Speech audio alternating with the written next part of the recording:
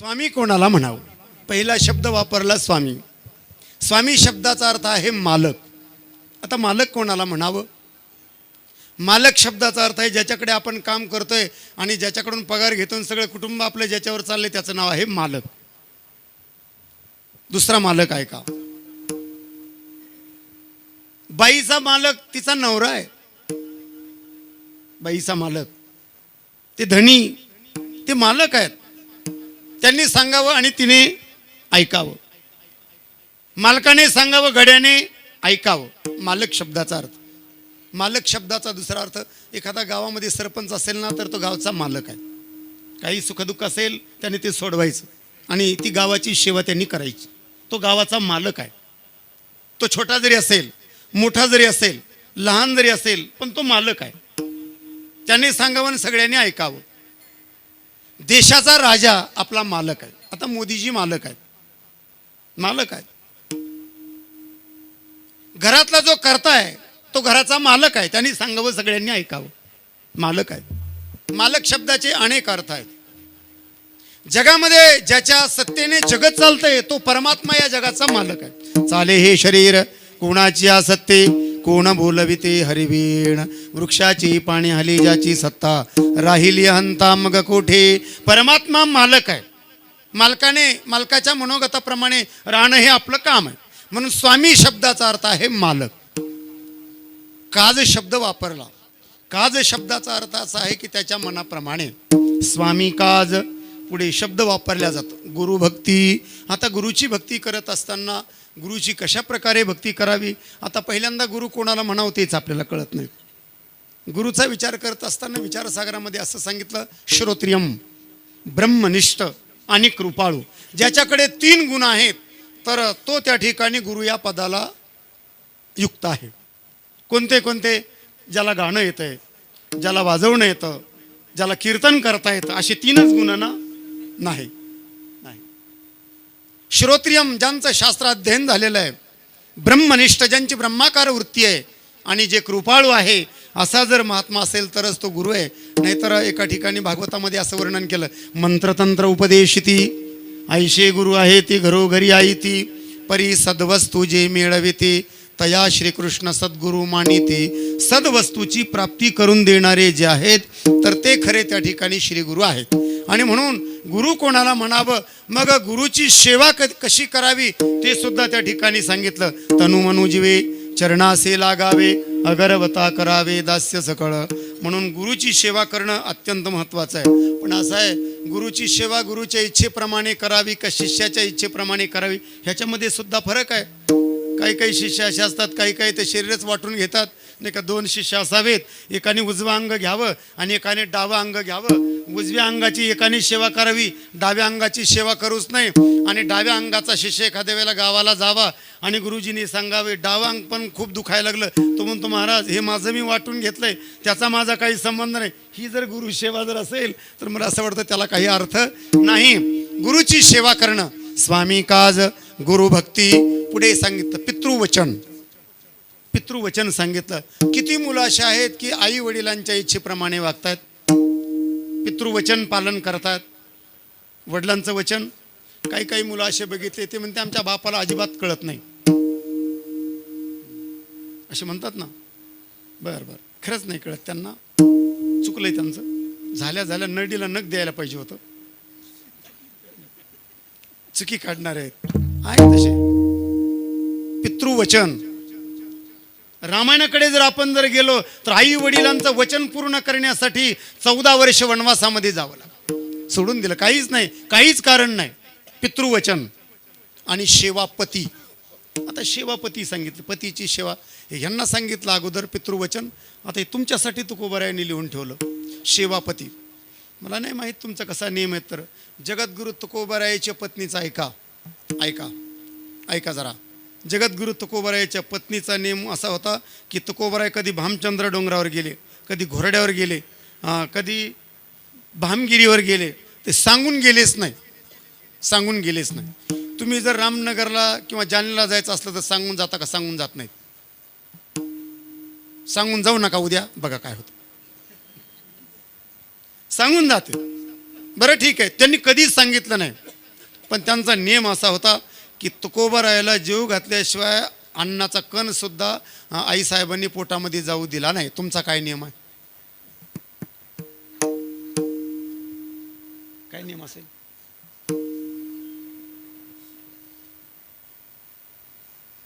तुम्ही त्यांना जीव घातल्याशिवाय जेवतच नाही ना? काय नाही नाही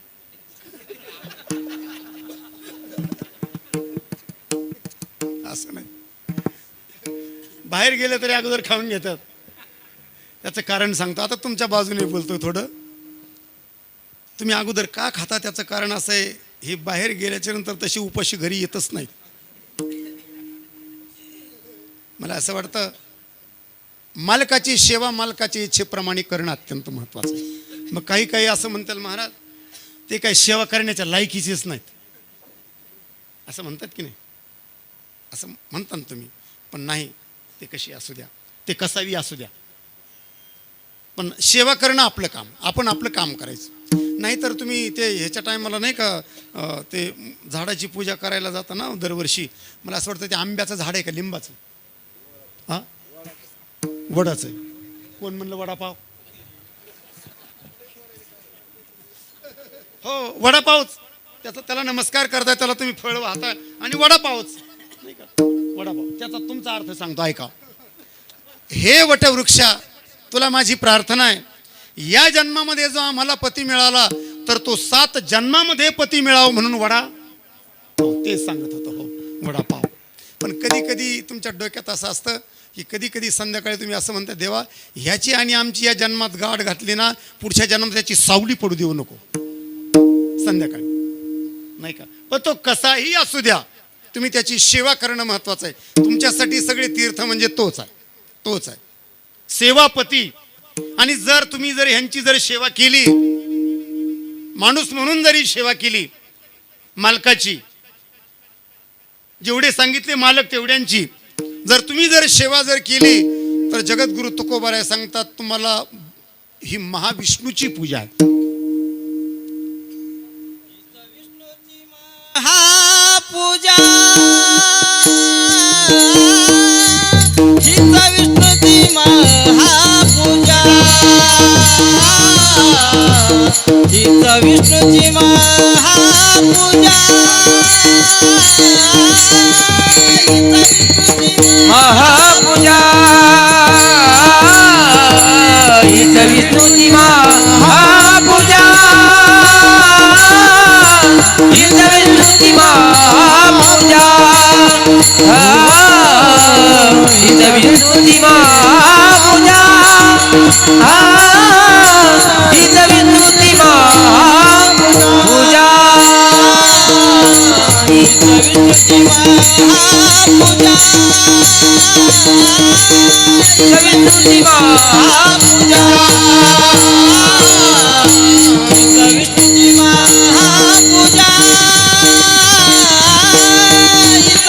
महापूजा,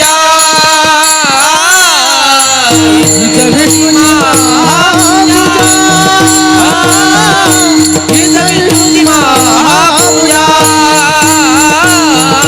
हित विष्णूची महापूजा, हित विष्णूची महापूजा,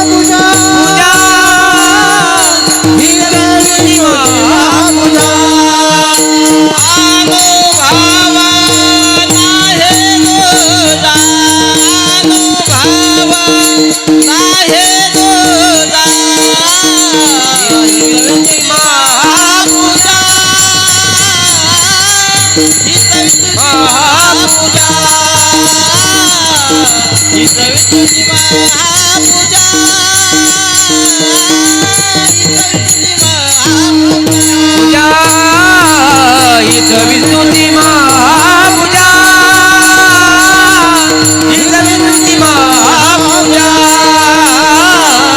हित विष्णूची महापूजा, हित विष्णूची महापूजा.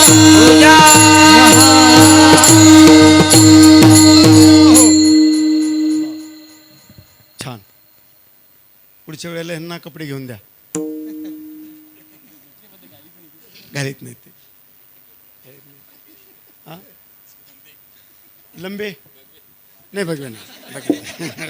बघ नाही एवढ्या लवकर नाही तसं आहे ना. तर ते पण पाहिजेच. पण ते कधी माहिती आहे का, तर आश्रम 4 सांगितलेत नाही का. पहिला आश्रम आहे ब्रह्मचारी. ब्रह्मचारी व्रते घोकावी अक्षरे. अभ्यास करायचा खूप ब्रह्मचारी व्रतामध्ये. आणि मग पहिला आश्रम संपल्याच्या नंतर दुसरा सुरू होतो गृहस्थ. लग्न करायचं. झालं का? झालं हो. वा छान. मग तर लग्न करायचं. लग्न झाल्याच्या नंतर खूप पैसे कमवायचे. दोघा पती पत्नीने काम करायचं, खूप पैसे कमवायचे, खूप कमवायचे. मग पुढं काय करायचं, कमावलेले पैसे कसे खर्च करायचे, तर जोडून या धन उत्तम व्यवहारे. पंगत द्या, भागवत घ्या, आहे की नाही. उदास विचारे वेच करे. आता तिसऱ्या आश्रमामध्ये गेल्याच्या नंतर तो पैसा खर्च करायचा ना. लग्न झाल्याच्या नंतर 2 आश्रम झाले. तिसरा आश्रम आहे वानप्रस्थ. वानप्रस्थ आश्रमामध्ये काय, संयोगी वियोग नाही का. आणि 2 जणांनी आळंदीला जायचं, 4 महिने राहायचं. 1 जणांनी नाही जायचं. 4 धामाला बी 2घांनी जायचं. 1 जणांनी नाही जायचं. कुठे जर जायचं तिसऱ्या आश्रमात गेल्यावर 2घांनी परमार्थ संगत करायचा. पण कसा करायचा ऐका ना. कपडे स्वतः आपण आपले धुवायचे तीर्थयात्रेला गेल्यावर. काय चाललं इकडं? हो हो, आपले आपले कपडे. त्यांना म्हणायचं नाही थोडं हे लुगडं धरा, नाही, आपण आपलंच. आपण आपले कपडे जायचे. आपली पिशवी वेगळी. आणि रंगनाथ गुरुजी परभणीकर थोडं परखड बोलायची. ते म्हणायचे मध्ये काठी टाकायची, दंड टाकून 2घांनी आसन म्हणजे तिथे आराम करायचं. असं शास्त्र आहे. आणि 4थ्या आश्रमातलं सांगतो तुम्हाला. 4था आश्रम असा आहे, आता गावाचाही संबंध नाही, पत्नीचाही संबंध नाही, मुलाबाळाचाही संबंध नाही, कशाचाही संबंध नाही. संबंध एकच आहे, देव माझा आणि मी देवाचा. आता तुम्ही सध्या कुठल्या आश्रमात आहेत? आता गृहस्थ आश्रमामध्ये. आता पुढे डायरेक्ट महाराज म्हणले द्या ना मग भगवीच कपडे. म्हणलं भगवी नाही द्यायचे आत्ताच नाही, टप्प्याटप्प्याने त्यांना तिकडे पाठवायचं. आता म्हणजे कीर्तनामध्ये धोतर वगैरे असं छान आहे. टोपी पण छान आहे तुमची. हो असं.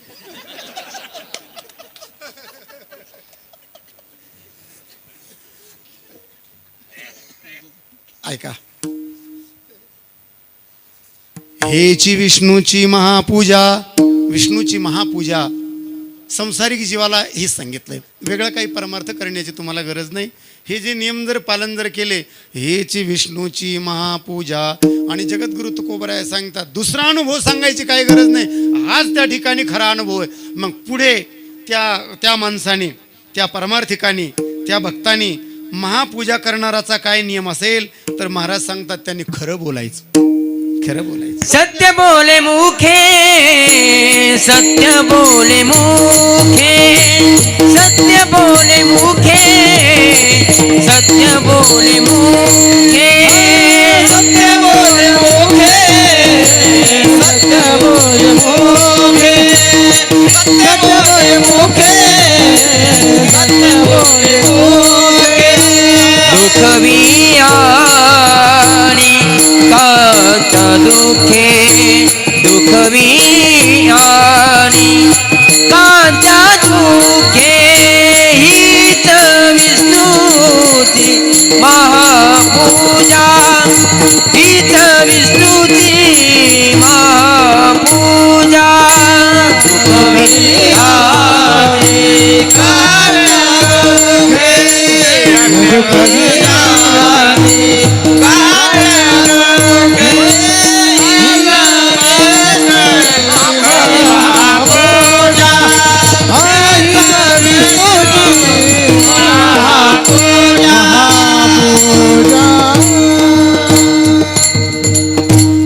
सत्य बोले मुखे.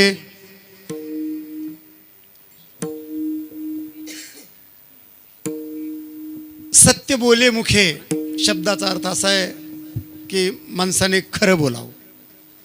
जुने लोक सांगायचे गळ्याला जरी सुरी जरी लागली तरी माणसाने खरं बोलायचं. खरं बोलावं. किती खरं बोलावं, जेवढे मोबाईलवाले खरं बोलतात ना तेवढं खरं बोलावं.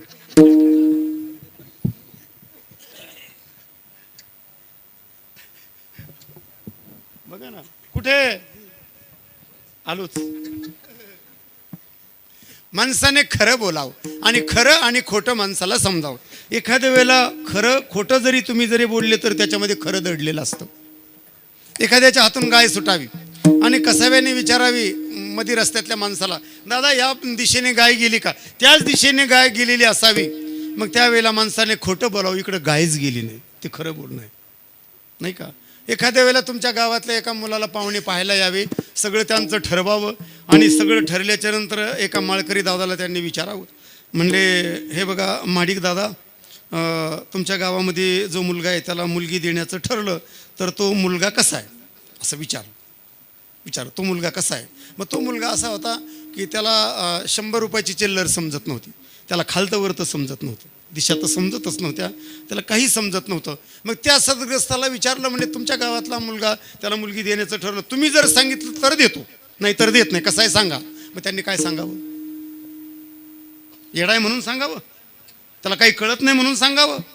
काय सांगावं ऐका, त्यांनी सांगावं त्या मुलासारखा गावात माणूस नाही, मुलगा नाही, त्या मुलासारखा गावात मुलगा नाही. लग्न व्हावं, लग्न झाल्याच्या नंतर मुलगी येती जातीला यावी आणि तिने घरी गेल्याच्या नंतर सांगावं येड्याच्या पदरात घातलं, वाटोळं केलं माझं. काय वाटोळं झालं? काही समजत नाही त्याला. त्या माणसाने त्यांच्याकडे यावं. माळकरी येत ना तुम्ही? माळकरी आहे ना? 160 मणी येत ना? गळ्यात माळ, कोण म्हणलं पोटात काळ, असं म्हणते. गंध लावता तेवढा मोठा, गळ्यात माळ आहे. तुम्ही खोटं बोलले, फसवलं म्हणले, तुम्ही आम्हाला फसवलं. म्हणजे काय फसवलं? तुम्ही काय म्हणले? तो मुलगा लय छान आहे, गावात मुलगा नाही. म्हणजे बरोबर आहे, गावात सगळे मुलं हुशार आहे, त्याच्यासारखा येडा मुलगा नाही, त्याच्यासारखा गावात मुलगा नाही. त्यावेळेला खोटं बोलले पण येल मांडवावर घातला, नाही का? तसं कधी खोटं बोलावं, कधी खरं बोलावं. त्याच्यापेक्षा ज्ञानोबरायला विचारलं, ते बोलणं कसं असावं? साचा आणि मवाळ, मितले आणि रसाळ, शब्द जैसे कल्लोळ अमृताचे. आणि ज्यांना ते बोलतात त्यांच्या बोलण्यामध्ये जगाचं हित आहे, तर ते सत्य बोले आहे. सत्य बोले मुखे, त्याचं हित आहे. दुखवी आणि काच्या दुःखे, दुखवी आणि काच्या दुःखे, हे थोडं अवघड आहे, अवघड आहे.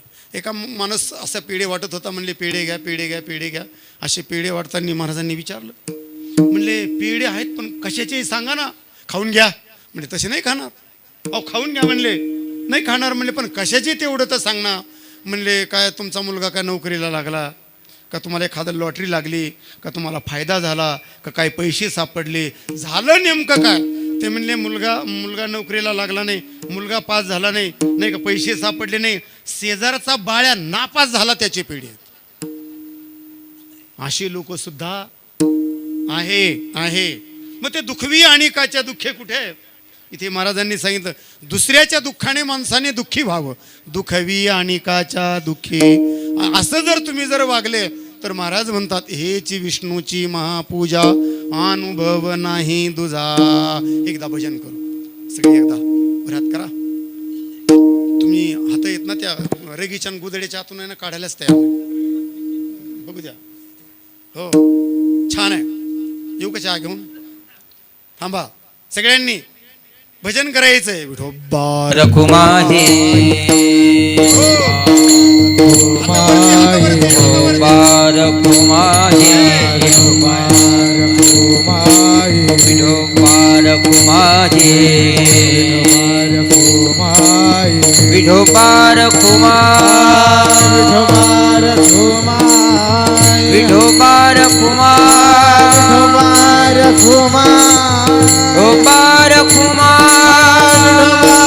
विठोबार कुमार, विठोबार कुमाये, विठोबार कुमाये, विठोबार कुमाये, जय विठोबार कुमाये, जय विठोबार कुमाये. कुंडली कवरधारी विठ्ठल श्री ज्ञानदेव, पंढरीनाथ भगवान ज्ञानेश्वर महाराज महाराज की जय. विठोबार कुमाये,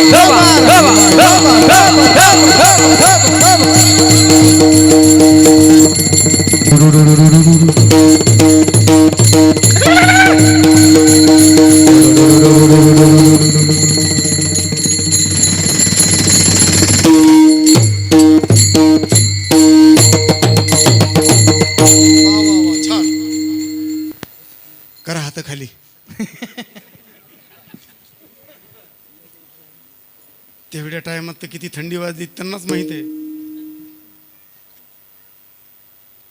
इथे जगद्गुरु तुकोबरायाने हे सगळे नियम आपल्याला सांगितले. चांगलं करा, चांगलं होईल. जेवढं तुम्ही संसारामध्ये चांगलं कराल ना, चांगलं होईल. शेवटी काहीच बरोबर जाणार नाही. चांगलं काय करा तर कर्म चांगलं करा, कर्म चांगलं करा. कर्म सांगत असताना महाराज चांगलं कर्म आम्हाला समजतच नाही, चांगलं आणि वाईट काय.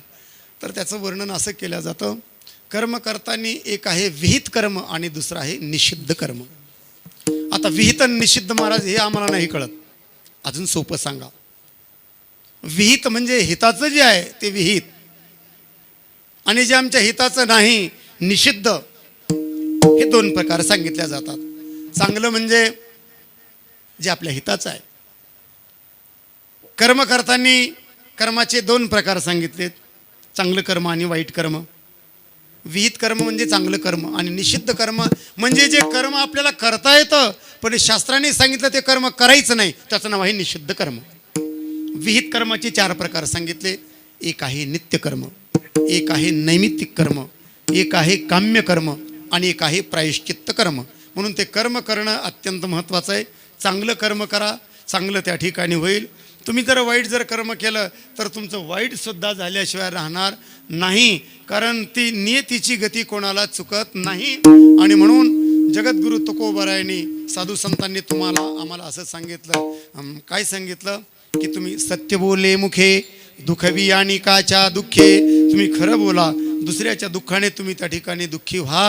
आणि त्याच्यापेक्षा सांगितलं की कोणतीही साधना करताना तुम्ही निश्चय करा, निश्चय करा. मी विचारित असतो, ऐका, मी एखाद्याला विचारित असतो, एखाद्या मुलाला विचारित असतो, तुला काय शिकायचं, काय शिकायचं. आम्ही आमच्या भैयाला विचारलं, त्याने सांगितलं विशारद व्हायचं आहे, मला विशारद व्हायचं आहे.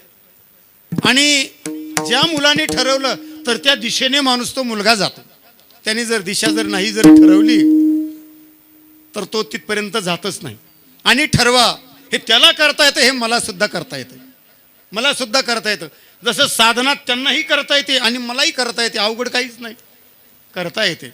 त्याच्यासाठी माणसांनी काय करायचं आणि काय ठरवायचं आहे ते माणसांनी ठरवणं अत्यंत महत्त्वाचं आहे. जगद्गुरु तुकोबराय वर्णन करतात, संसाराचा करण्यापेक्षा परमार्थातला निश्चय करा. काय निश्चय करा? आता तो निश्चय असा आहे की या जन्मामध्ये अत्यंतिक दुःखाची निवृत्ती आणि परमानंदाची प्राप्ती मला करून घ्यायची आहे. त्याच्यासाठी निश्चय करा. त्याच्यासाठी एखाद्या साधूकडे जा. साधूकडे गेल्याच्या नंतर साधू तो तुमचा त्या ठिकाणी निश्चय करतील. त्या निश्चयाप्रमाणे आपली त्या ठिकाणी गती आपल्याला प्राप्त होईल. एवढा त्या ठिकाणी निश्चय जर केला तर त्याचं फल प्रत्येकाला मिळतं, असं जगद्गुरु तुकोबराय वर्णन करतात अभंगाचं शेवट. निश्चयाचे बळ, निश्चयाचे बळ, निश्चयाचे बळ,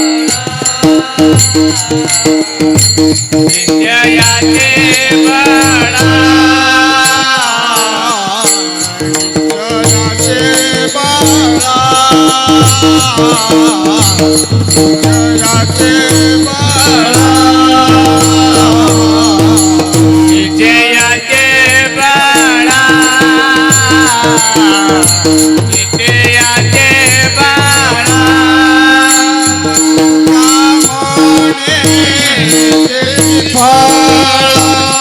तुका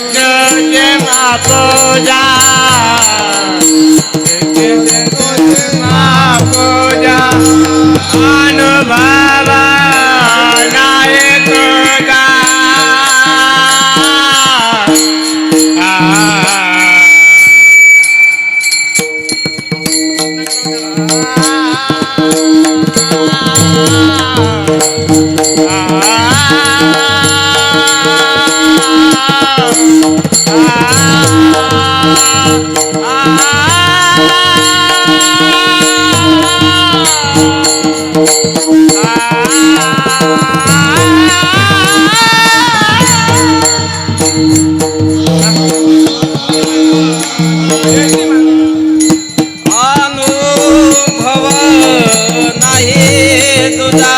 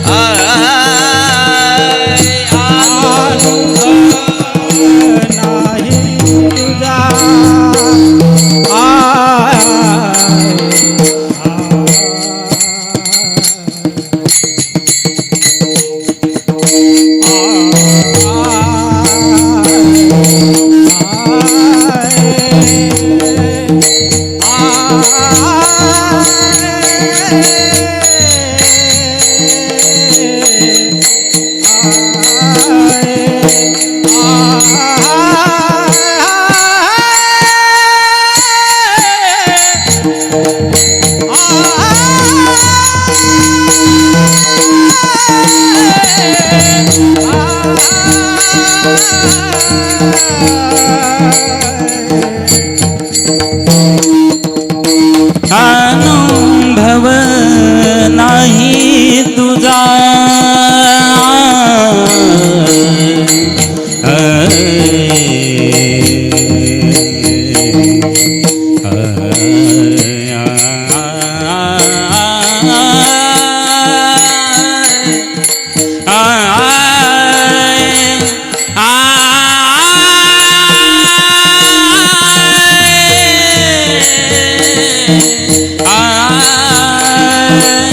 अनुभव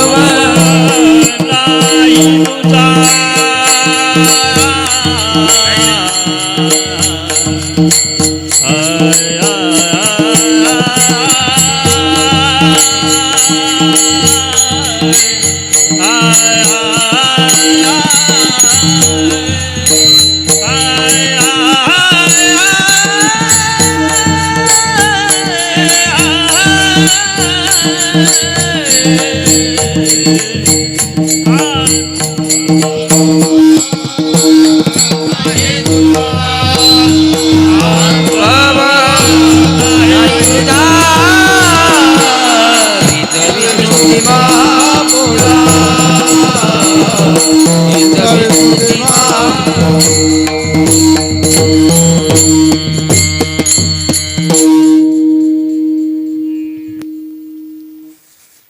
परमार्थामध्ये निश्चय करणं महत्त्वाचं आहे.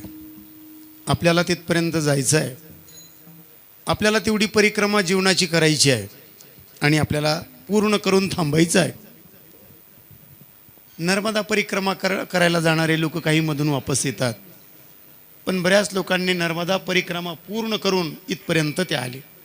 तसं जीवनाची परंपरा आपल्याला पूर्ण करून आपल्याला तो निश्चय करून एक दिवस ठरवायचं की या जगामध्ये परमात्मा सत्य आहे, जगत हे मिथ्या आहे.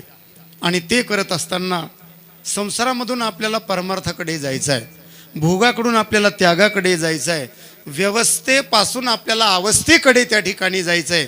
त्याच्यासाठी साधू संतांनी आम्हाला उपदेश केला आणि तो उपदेश फलिद्रूप व्हावा त्याच्यासाठी ही भागवत कथा आहे. भागवत कथेचा मला असं वाटतं म्हणजे उद्याचा शेवट आहे, पण येताना मी अशा 2 वाट्याबरोबर घेऊन आलो. आजचं शेवटचंच कीर्तन आहे नाही का, शेवटचं कीर्तन आहे. उद्या भागवतामध्येच काल आहे. अशा 2 वाट्या आहेत. मी तुम्हाला त्या वाट्या देणार आहेत आणि त्या वाट्या देण्यासाठी चालू आहे. पण त्या वाट्या कशाच्या पहिल्यांदा समजून घ्या. ज्याच्या वाट्याला लागेल ती वाटी घ्यायची. ऐका ना, एक वाटी आहे सोन्याची. कशाची आहे? सोन्याची. आहेत त्याबरोबर आणल्यात आपण. वीर बाबा कुठे ठेवल्यात? आहे. एक आहे लोखंडाची वाटी. तुम्ही कुठली घेणार आहेत? कुठली घेणार आहेत?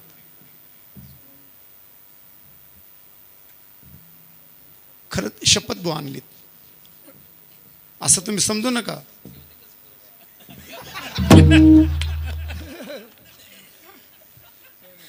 सोन्याचीच घेणार आहे मला माहित होतं. हे जालना जिल्ह्यातले लोक आहेत. परमार्थ जर बघायचं जर ठरलं तर जालन्यातच. तिकडं म्हटलं जातं जालना और सोने का पालना. तुम्ही सोन्याची घेणार आहे मला माहीत आहे. पण आता ऐका, तुम्ही सोन्याची वाटी घेणार होते हे मला माहीत आहे, पण बोलत नव्हते आणि तुम्हाला असं वाटत होतं की खरं आहे का खोटं आहे, कशाच्या आणल्या असतील, आणलेल्या आहेत. पण ऐका, सोन्याची वाटी म्हणजे संसार आहे. ऐका ना, 2 वाट्या सांगितल्या, सोन्याची आणि लोखंडाची. पण ऐका ना, सोन्याच्या वाटीमध्ये विष भरलेलं आहे आणि लोखंडाच्या वाटीमध्ये अमृत भरलेलं आहे. आता कुठली घेणार आहेत?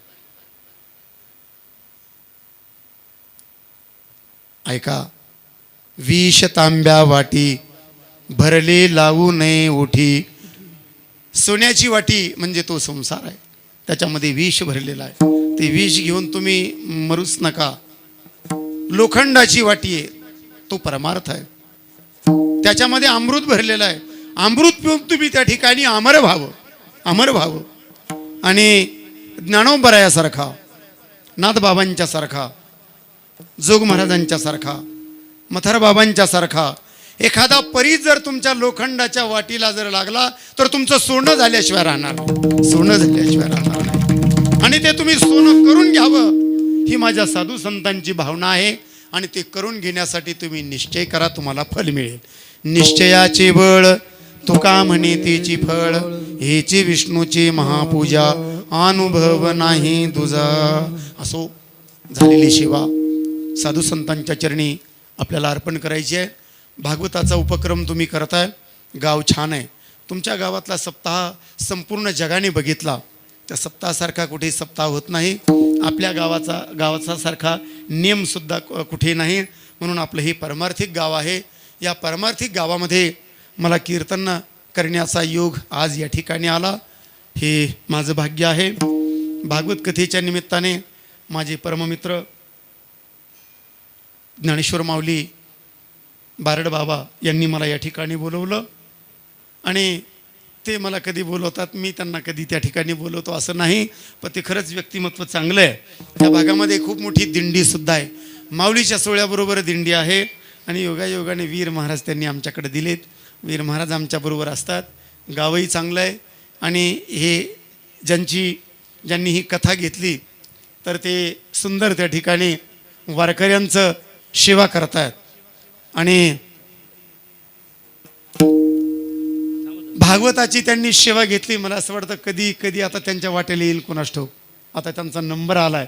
खरंच तुम्ही भाग्यवान आहे, खरंच भाग्यवान आहे. तुम्हाला देव काही कमी पडू देणार नाही. तुमच्या संसारातले सगळे कोडेसुद्धा उलगडून जातील. तुम्ही इथून पुढे अनुभव घ्या. अनुभव हीच खात्री. निश्चय करा, झालंय तुमचं सगळं चांगलं. आणि आता जो उद्या पुढे सेवा घेईल तो सुद्धा भाग्यवान असेल. अशा भाग्यवंताच्या दर्शनाचा योग मला मिळाला, हे माझं त्या ठिकाणी परमभाग्य आहे. वारकरी संप्रदायाच्या नियमाप्रमाणे प्रत्येकाला वारकरी संप्रदायाची सेवा घडावी, साधू संतांची सेवा घडावी व प्रत्येकाच्या जीवनाची जीवनयात्रा सफल व्हावी, एवढी ज्ञानोबराय तुकोबरायाच्या चरणी प्रार्थना करतो आणि शिवेला पूर्ण विराम देतो. ज्ञानेश्वर माऊली ज्ञानराज माऊली माऊली माऊली माऊली माऊली ज्ञानेश्वर माऊली ज्ञानराज माऊली माऊली ज्ञानेश्वर माऊली ज्ञानराज माऊली विठ्ठल जय जय